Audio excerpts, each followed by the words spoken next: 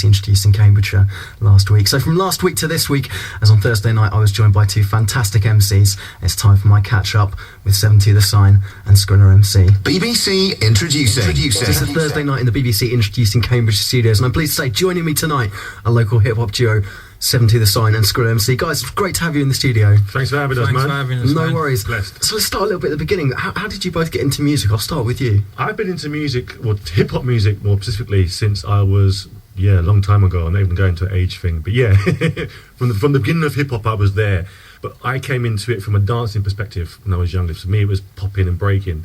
When I hit 20, I sort of walked away from hip-hop because of a career and so on and so forth, and came back to it probably about 7 years ago. For me, it was the whole hip-hop aggression, expression, testing your skill, for want of a better phrase. That was the attraction of hip-hop for me. How about you, Skrilla? Personally, I started obviously when I was younger. I played a couple of instruments, piano and drums, so music being in the family. So from then on, I just kind of left it and then went to university and all that. By the year 2010, I think, got in the studio, or someone took me to the studio, one of my friends, Big Cakes, recorded my first track then. And from then on, I just kind of like recording music and then putting videos out and then seeing what the response is, really. So how did you guys meet? How did you guys come together to start working together? Last year, I decided to move myself out of my garage, what I call my lab, and get out there in the real world and find what it's all about. And I went to a Rap in the Box night in Cambridge that was hosted by the Be Illa family and Trickster from Park Street PR. Yeah. I went there, I was literally purely from an observational point of view. There was an open mic session and live acts as well, and I saw Skrilla perform. And I liked the way I heard Skrilla bounce off the music. Of all the open mic MCs, and this is no disrespect to anybody else from that night, but I think he killed it on the open mic. Thank you, bro. I didn't actually talk to him at the event. I just kept myself to myself in my corner, and we sort of got talking on Facebook. And it's very much, listen to each other's music. It's the usual thing, do you want to do a collab? And then from there, you don't really know each other's skill level or what you're going to hit at. It's a matter of sending the track off and see what comes back. Yeah. The track itself, it was never something we discussed. Never. I mean, Skrilla came up with a hook, again, remotely as we discussed, and just dropped it, and it sort of all fitted in. Yeah. The track was produced by a guy from over in the States called Kingpin 9 of 5 Elements. I've known Kingpin for a little while, and he's very abstract in the way he approaches his music and what he does with it. It was a recipe for success as far as we're concerned. In terms of setting off the first track. So that was all good. So that's how we started the link, and since then we've done 2 performances. And as I said, the first time I actually met Skrilla and spoke to him physically, person was probably about 2 hours before we were due on stage in Brixton, and that was a big show as well. So it's unrehearsed, went in there and just smashed it out.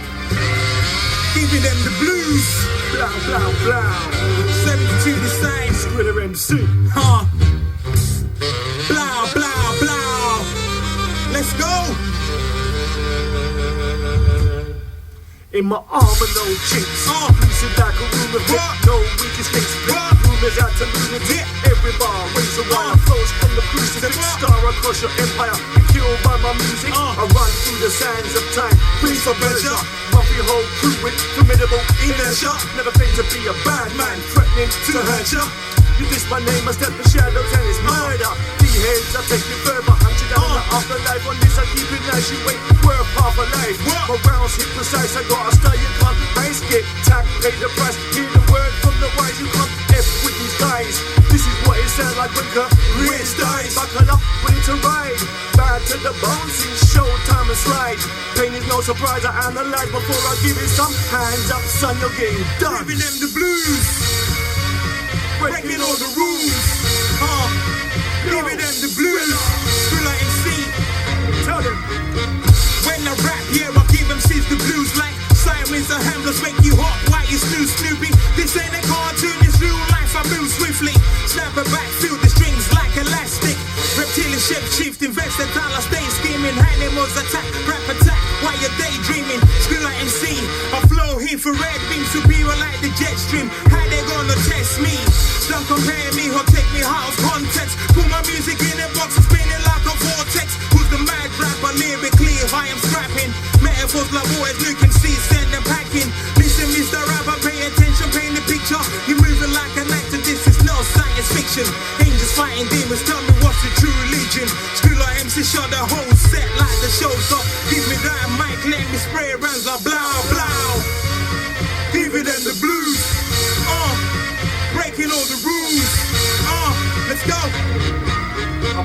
out your chest like an alien ingested. My metaphors alone without the cardiac arrested. I step on the scene of all police and forensics. You come bearing arms, I won't sleep until I end this.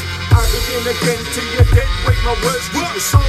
My flow has a murder rate, a second rate. Hey, change the shape, you need a cape and a paper to escape. I F this on the first day. Don't get me wrong, you go alone. Still see your game. Put your foot wrong or run you over in the range. You pay the price of fame when you turn into a ish. Take it back to the 80s. You can suck my eye. You're a poisonous pee-hole. Ghost written scripts. I'm sicker than a hypochondriac. Taking a mix. I mumble through my verses. Clarity when I spit. Pronounce every word and make your BS flip, flip, flip. Give it in the blues. Breaking all the rules. Yes, give it in the blues. 17 say. What? 2003. Yeah, BBC Cambridge. So that's called the Sign Language EP, That's the lead track of and you're currently working on your follow-up to that. I've got another mixtape we're hitting this time. I'm moving it in stages of 7 because I like the number 7.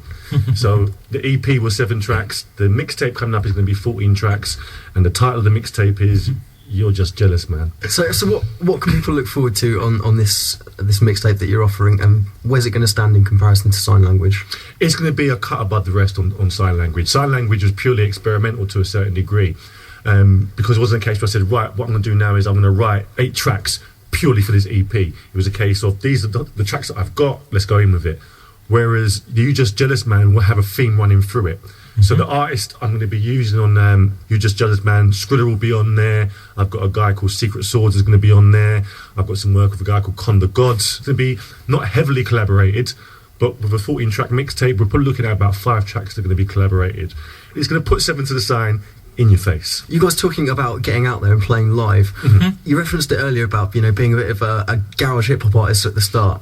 How did you find that, the evolution moving away from sitting and producing to actually getting out there and really putting yourself out there to bear yourself in front of everyone? Do you know, it's one of those nerve-wracking things. It's like with any art form, you spend years crafting it, and the one thing you're scared of is getting a bad response from people. So my first performance, hip-hop wise, especially for Sign Language, took place in London at a club in Finsbury Park, and it was another Rap in the Box. It's my first Rap in the Box performance.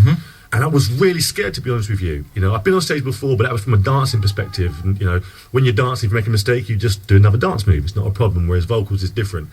And I was really worried about the energy I was putting into it and so on and so forth. But once I got out there and I was on stage and the beat started, it was just a natural progression for me. To be honest, I'd rather go and do a live performance than do a performance in my garage by myself. You feed off the crowd, you can talk to the crowd, you can interact with them, you have a bit of a laugh and a joke, you can get your point across what you want to do, and people appreciate it. And that's what I like. It was appreciation I got afterwards, and the amount of love that sort of bounced back my way as soon as I finished my set. I really appreciate it. It said to me, you know what, this is worth continuing with. Definitely. How about you? How was your first venture into moving into full live performance? You spend a lot of time crafting, recording, rehearsing your music. You're conscious of the fact you're obviously exposing yourself to an audience, potentially a lot of audience. First of all, make sure you get a better response from them. If you get an adverse response, you want to know why and obviously how to deal with it as well. So to interject, I think also it's we've got, as artists, there are 2 people we need to please. We need to please the Joe public, for want of a better phrase, that enjoy hip-hop music, want to bounce along to it. And it's other artists out there that are listening to you as well, because you have to ooze credibility when you're on that stage and win respect from your peers and your colleagues. You're conscious because other artists are looking at you and Joe Public looking at you, and they both have different tastes. One could be a purist and one's a generalist. So it's getting that equilibrium in between the two and getting both of them to melt together so you put on a good show. And I think 90% of that comes from shit energy that you put into it. Talking of shows, where can people next check you guys out? What's in the calendar at the moment for you guys? Well, I've had a really, really busy year. When I dropped Sign Language, that went through Park Street PR. My homeboy Trickster put that out. And from there, I had a number of shows up in Wolverhampton, in Banbury, in Brixton. The next performance that I've got personally, because I'm working on a number of projects at the moment, I will be doing the Beats and Bars Party, which again is through Park Street PR up in Wolverhampton, the Quadrant Lounge. That's going to be on the 23rd of November. For me, I think the next show will be in Milton Keynes at the Bletchley Arms. and that will be 2nd of November. So, you guys have done a huge amount of shows this year.